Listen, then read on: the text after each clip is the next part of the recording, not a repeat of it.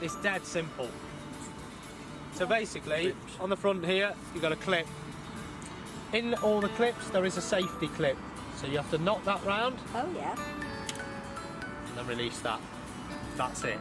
What'll happen then? This will go down to the side of the wheel. The pedals are also folding. So you can fold those in. Oh, very good. Yeah? Yeah. Then it's just this one last piece. So you've got, again, safety clip out.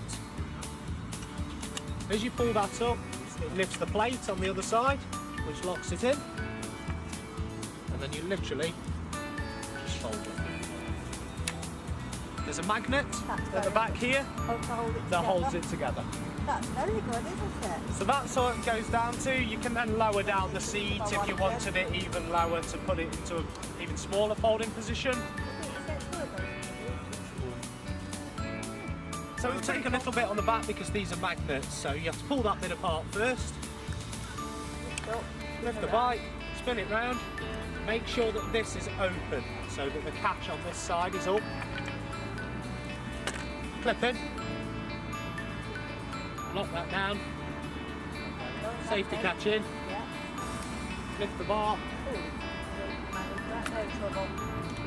clip, safety clip. Back up to me again, but I think I could manage that again.